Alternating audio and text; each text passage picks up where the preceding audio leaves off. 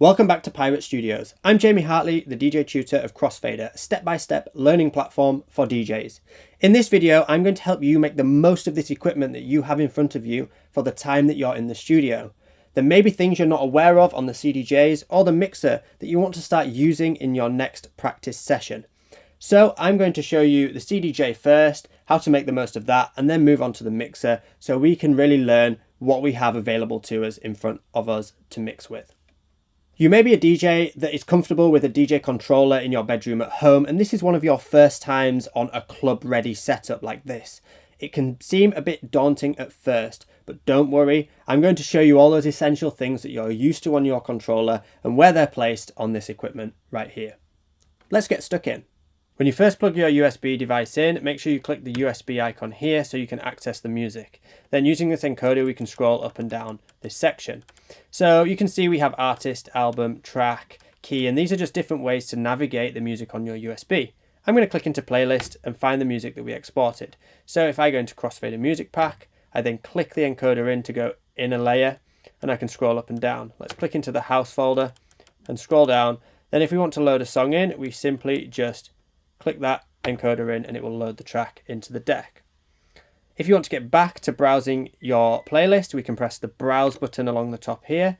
We can go up and down that playlist. We can click the back button just above the encoder and that will go back a layer. We can click back again and it will go back a layer again, and you can scroll up and down new playlists. Press browse if you want to go back to your player view.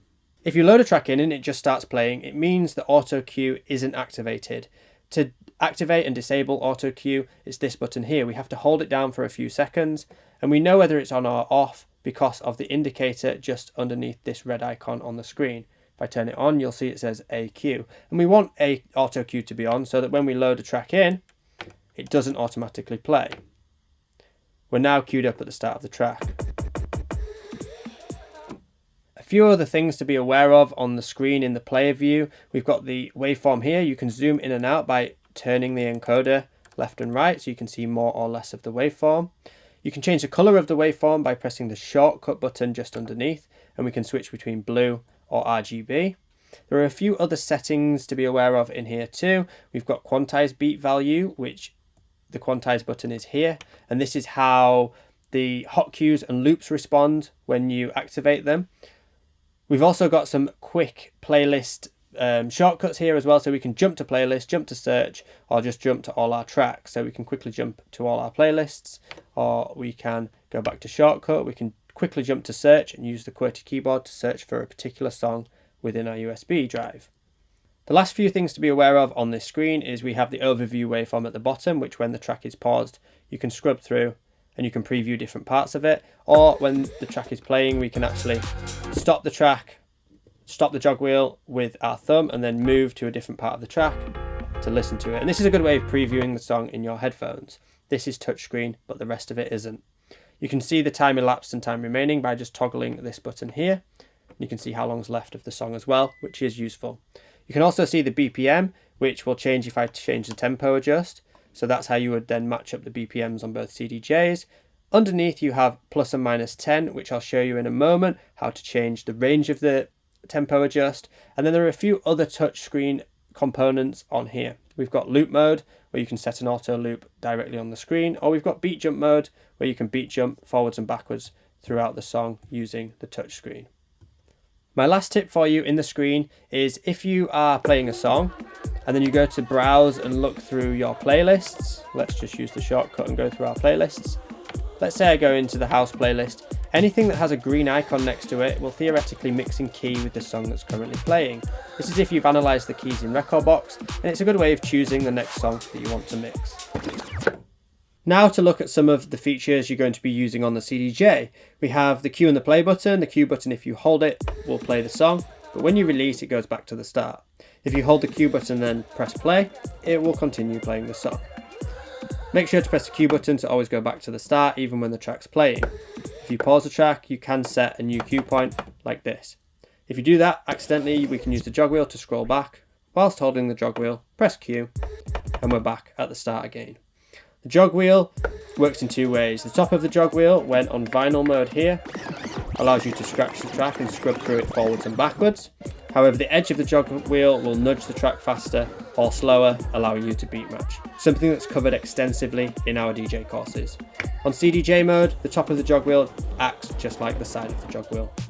You can change the tension adjust of the jog wheel with this here, just so it might be heavier or lighter depending on the DJ's preference.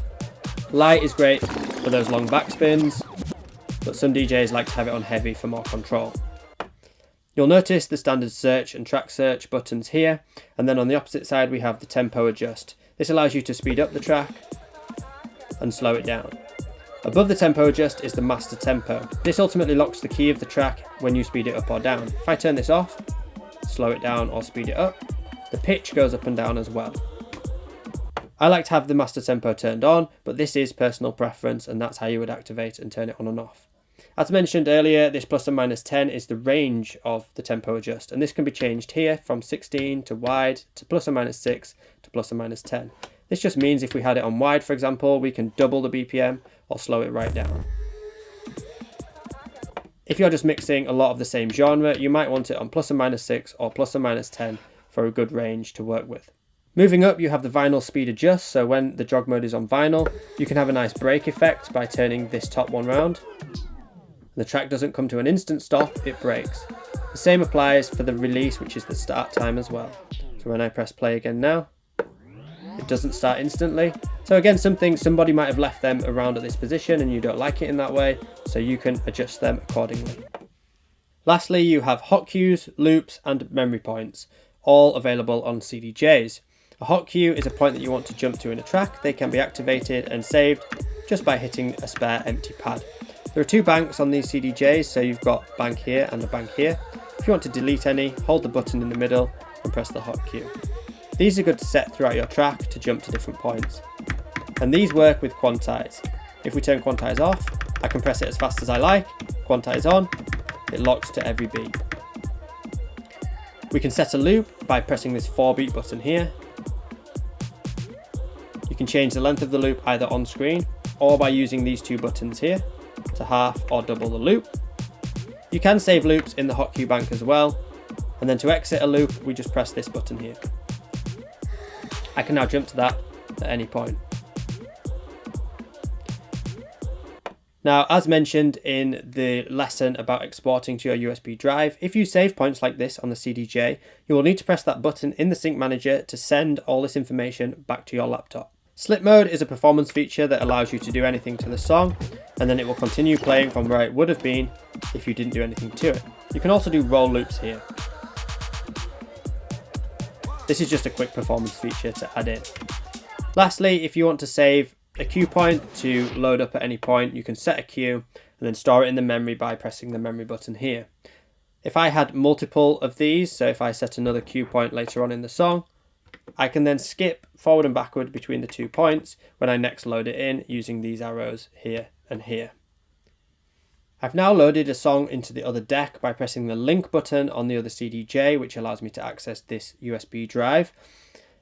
You can now see when I press play, a meter scrolling across on top of the viewer here. This is the closest thing you're going to get to maybe your home setup if you use a laptop with a controller, and you can see the waveforms stacked on top of each other or side by side. Now, we recommend not relying on these visuals, but if your grids are all set up correct, then you should be able to use these to help you get in time during the mix. So you can see the difference there when it's out of time versus when it's in. But like I said, you're going to need to make sure your grids are correct, something we teach in our beginner courses, if you want to use visual aids like this or the sync buttons here. By now you should have all the sound coming out of your mixer, but a few more things to be aware of is we have the EQ controls here, both the low, mid and the high. You can change the setting of these from isolator to EQ at this section, so we can just have it minus 26 dB, or a full isolator, which if you're playing a lot of house and electronic music you may prefer. We also have the sound color effects. This might be slightly different to, say, a controller you own at home, where this is just a filter control. It's not just a filter control on here. We have the filter plus crush, noise, sweep, dub echo and space. If we turn filter on, we can apply the sound color effects like this, but we can also apply all the other effects too. If you decide to use a microphone in your sets while you're practicing in here, then there might be a microphone already plugged in, or if you've brought one along, you would plug it into the back of the mixer. You can then control the mic level here, and you can switch the mic on and off here. Underneath, we have an EQ control to balance the lows and the highs of the mic.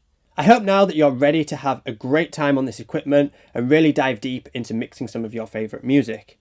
If you want to learn some more tips, tricks and skills, then make sure to check out our DJ courses and our DJ Hub membership, where there are loads more tutorials, advanced tips and tricks, and we've got step-by-step learning for you to start from the very beginning and take it right up to an advanced DJ.